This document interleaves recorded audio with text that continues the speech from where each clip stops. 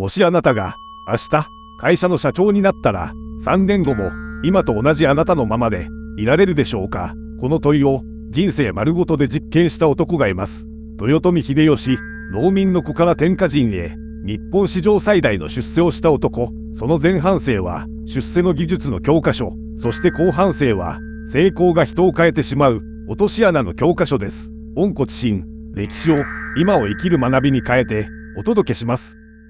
1537年、尾張の貧しい農家に一人の男の子が生まれました。後の秀吉です。父を早くに亡くし、家を出て針を売り歩きながら各地を放浪します。学もない、家柄もない、体も小さい、ないものだらけの少年が持っていたのは、人の懐に入り込む人間観察の力でした。やがて織田信長に草履取りとして仕えると、冬の朝には草履を懐で温めておいたと伝わります。どんな小さな仕事にも全力で相手の期待を超えてみせる出世の階段はここから始まりました。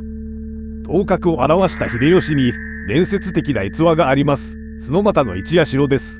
美濃攻めの最前線、敵の目と鼻の先に砦を一夜にして築いてみせたと伝わります。秘密は発想の転換でした。現地で組み立てる時間がないなら上流であらかじめ部材を組み川に流して運べばいい。今でいうプレハブ工法です。不可能に見える仕事も分解して段取りを変えれば可能になる。秀吉の出世は力ではなく工夫の積み重ねでした。指揮官となった秀吉の戦い方は独特でした。力攻めをせず兵糧攻めや調略で戦わずに城を落とすのです。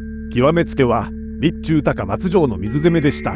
城の周りに全長約3キロの堤防をわずか12日ほどで築き、川の水を引き込んで城を湖に浮かぶ孤島に変えてしまいます。兵の命を無駄にせず敵には逃げ道を用意する勝ち方まで人たらしでした。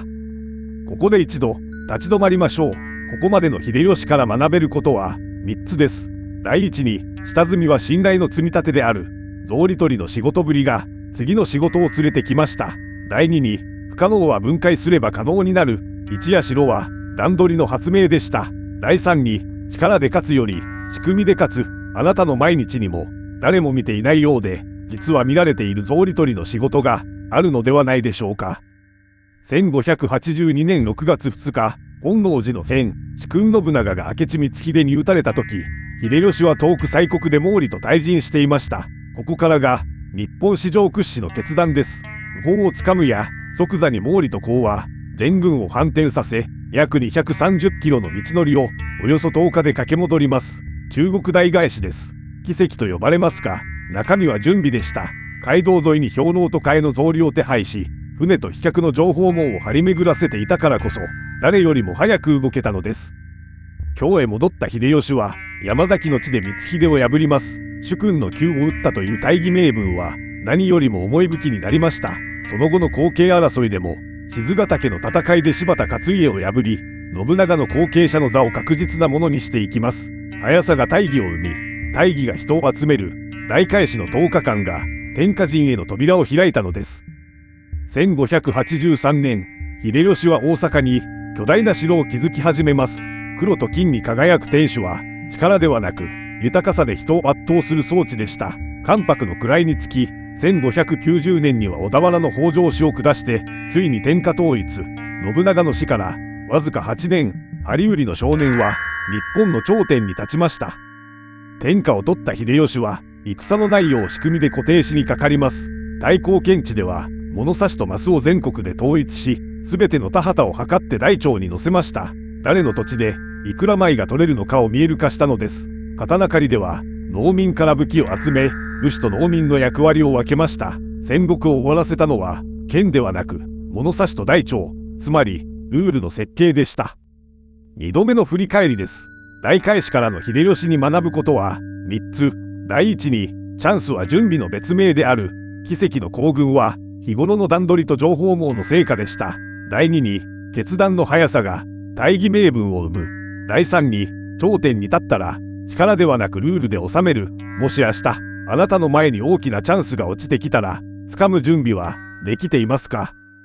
秀吉の強さの核心は、人の心を掴む力でした。軍師の黒田官兵衛、実務の石田三成、家柄ではなく、才能で人を集めます。腕まめで家臣への手紙には相手の家族の名前まで書き添えたといいます。褒めるときは人前で大げさに、与えるときは相手が驚くほど気前よく、人は自分を大切にしてくれる人のために働く。秀吉はそれを誰よりも知っていました。しかし天下を取った後の秀吉は別人のように変わっていきます。茶の湯の師であり良き相談役だった千利休に切腹を命じました。後継ぎに指名した甥の修二を一族ものとも処刑しました。そして2度にわたる朝鮮出兵、多くの命が失われ、豊臣家の力は内側から崩れていきます。あれほど人の心を読めた男が、なぜ甥いと後継ぎへの不安と成功しか知らなくなった耳、頂点に立った人間から諌めてくれる声は静かに消えていたのです。1598年の春、秀吉は京の醍醐で盛大な花見を開きます。1300本の桜を植え替えさせた人生最後の大舞台でした。その半年後、61年の生涯を閉じます。時世の歌が残っています。世と落ち、世と消えにし、我が身かな、何はのことも、夢のまた夢、針売りの少年が駆け上がった天下も、散る花びらのように、夢のまた夢だったのでしょうか。それでは総括です。秀吉の生涯から、現代を生きる私たちは何を学べるでしょうか。第一に、出発点は言い訳にならない。信頼の積み立ては、今日の小さな仕事から始まります。第二に、チャンスは準備の別名、段取りと情報網が、いざという日の速さを作ります。第三に、力ではなく仕組みで勝つ、工夫とルールの設計が、勝ちを長持ちさせます。そして最後に、本当の試験は成功の後に来る。頂点に立った時こそ、耳の痛い声を近くに置けるか。仕事でも、学校でも、家庭でも、同じではないでしょうか。古きを訪ねて、新しきを知る、温故知新。歴史は、今を生きる私たちのための、最高の教科書です。次回は、徳川家康、秀吉の天下を引き継ぎ、260年の平和を築いた男から、なぜ最後に笑うのは、待てる人なのかを学びます。チャンネル登録して、お待ちください。